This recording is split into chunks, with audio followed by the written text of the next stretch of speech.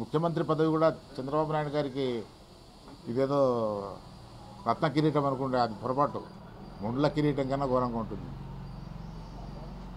ప్రజలను ఇబ్బంది పెట్టకుండా ఈ సిస్టమ్స్ను కరెక్ట్గా రిజిస్టర్ చేసి ప్రజలకు వీటిపైన నమ్మకం కలిగేటట్లు చేసి ఆర్థికంగా అన్ని ఇబ్బందులు లేకుండా చూసుకుంటూ పోయేదానికి అన్ని అది బిజినెస్ సెక్టర్ కానీ ఏ సెక్టర్ అయినా డెవలప్ చేయాలా.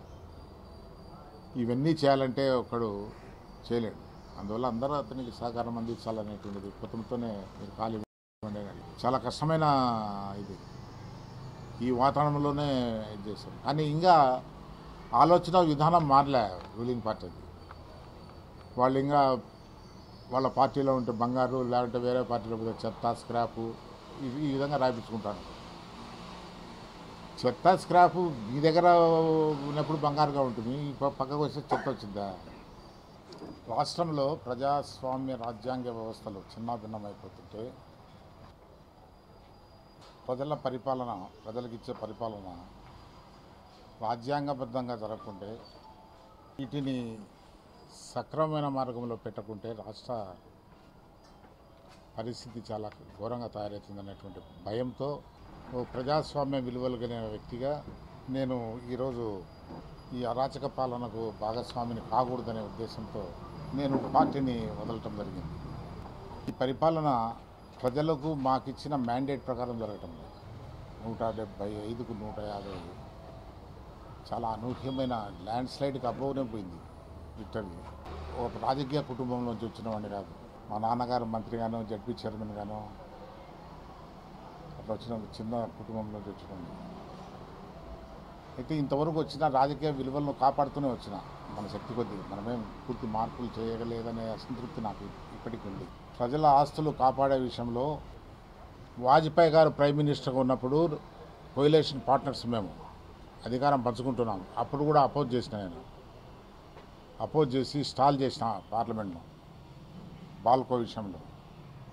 ఇవన్నీ చరిత్రలో ఉన్నాయి.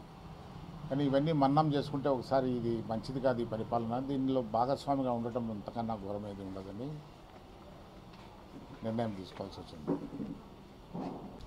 ఇది ఉన్నట్టుండి తీసుకున్న నిర్ణయం కాదు. నేను చాలా కాలం నుంచి అంతర్మదనంలో ఉన్నా. అదే కారణంగా నేను మీడియా కూడా రాకుండా స్టాప్ చేసిన. నేను ఇవన్నీ ల్యాప్సెస్ అంతా జగన్ గారికి చెప్దామని ప్రయత్నం చేశాను. కానీ అవకాశం రాలేదు. నేను అందరి మాదిరిగా చెప్పలేను, కానీ నేను అతన్ని కించపరుస్తూ కూడా మాట్లాడలేను. ఎందుకంటే కొన్ని మంచి క్వాలిటీస్ కూడా ఉన్నాయి అతనిలో.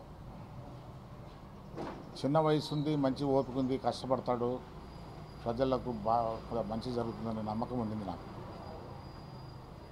కానీ ఆయన ఆలోచన విధానం చూస్తే డిఫరెంట్గా అనిపించింది. మారువేషాలు వేసుకొని అర్ధరాత్రులు పోయి తన పరిపాలన గురించి ఏమవుతుందని కనుక్కునేవాడు. ఇప్పుడు అవసరంలే.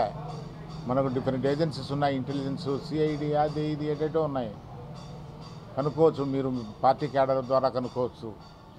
అటువంటి అవకాశాలు ఉన్నా కూడా దానిని తోసిపుచ్చిపోవటం అనేది అన్వైజ్ థింగ్. ప్రజల ఫీడ్బ్యాక్ నుంచి వచ్చిన నిర్ణయాలనే కరెక్ట్ నిర్ణయాలు. ఆ ఫీడ్బ్యాకే తెలుసుకునే దానికి వీలు కానప్పుడు మనం చేసే నిర్ణయాలు కరెక్ట్ ఉంటాయని నమ్మకం లేదు. పొలిటికల్ సెక్టరే కరప్ట్ అయిపోయింది. దీంట్లో జనరల్గా మీకు వచ్చే అనుమానం ఏమంటే ఇదేదో బయటికి చెప్తారు, మనసులో ఏదో ఉంటుందనేటువంటిది. కానీ మనం గొంతు కొసుకునే కూడా గారెడ్ అనే పరిస్థితి వచ్చేస్తుంది. నేను ఆ ప్రయత్నం చేయటంలే. నాకు 3 సంవత్సరాల పైచిలకు కౌన్సిల్ ఉంది, ఇంకా వదిలేసిన. రాజీనామా చేయబోతున్నా. రాజ్యసభనే 2 సంవత్సరాలు వదిలేసినండి. ఇది మంచి, ఇది చెడ్డ అనే నా కాన్షియస్కు తగిలిన తర్వాత నిర్ణయం తీసుకోవచ్చు. ఆయన తీసుకున్నటువంటి అడ్వైజర్లు కూడా, అంటే నేను అందరినీ బ్లేమ్ చేయను, persons who are responsible for running the state, వాళ్ళైనా కూడా ఆయన్ను మార్చే ప్రయత్నం చేస్తే బాగుంటుందేమో అనిపిస్తుంది. ఆయన కరెక్ట్గా ఫీడ్బ్యాక్ ఇచ్చి కొంతవరకైనా నిర్ణయాలు మంచి జరుగుతాయని. మీ పార్టీలో ప్రజాస్వామ్యం ఉందన్నారు, సిగ్గుగా లేదా నీకు ఆ పార్టీలో ఉండదనుకున్నారు. అంటే సిగ్గు ఉన్నింది, కానీ ఆప్షన్స్ తక్కువ ఉన్నాయి మనకు. ప్రతి చిన్న తేడాకు పార్టీతో కొట్టాడు బయటికి రాలేం కదా. ఇండియాలో పాలిటీషియన్స్కి ఆప్షన్స్ అంత ఎక్కువ లేవు. ఇప్పుడు సాధికారత అన్నారు. ఊరికే బస్సులు పెట్టి ఆ పక్క ఈ పక్క పోనీకుండా జనాలను పోలీసులను పెట్టి జనాలను చూపిస్తే అది సాధికారత కాదు. సాధికారత నిజంగా ఆమె ఎంపవర్మెంట్ ఎంతవరకు చేయగలిగాం? పొలిటికల్ ఎంపవర్మెంట్, ఫైనాన్షియల్ ఎంపవర్మెంట్, వాళ్ళ కాళ్ళపైన వాళ్ళు నిలబడగలుగుతున్నారు.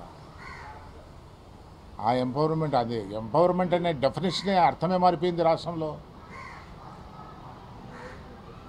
ఏ విధంగా సాధికారత చెందినారు ప్రజానికి? నీ సాధికారత మీటింగులు పెట్టి చూపించేది ఏమైనా అప్రాప్రియేట్గా ఉందా? జనాలను తోలటము, ఆ పక్క ఏ పక్క పోనీకుండా. నేను కడపలో ఇక్కడ చూసిన చెన్నూరు బ్రిడ్జ్ పైన పెట్టినారు. ఇక్కడ దూకి సావాల్సింది ఎట్లో కన్నా నదిలో పరిగెత్తాలంటే ఆ పక్క ఈ పక్క పోలీసులు పెట్టి జనాలను చూపించి ఇది సాధికారత. వాడు ఏడ్చిపోతుంది బయటికి. ఆమె లేడీ పాపం, ఆమె నేషనల్ కాల్ అటెండ్ కావాలంటే నేను టీవీలో చూసిన. మరి ఇంత దారుణంగా ఇది సాధికారత. మరిన్ని వీడియోస్ కోసం ఛానల్ ని సబ్స్క్రైబ్ చేయండి. లేటెస్ట్ అప్డేట్స్ కోసం వాట్సాప్ ఛానల్ ని ఫాలో చేయండి. అండ్ లింక్ డిస్క్రిప్షన్ లో ఉంది.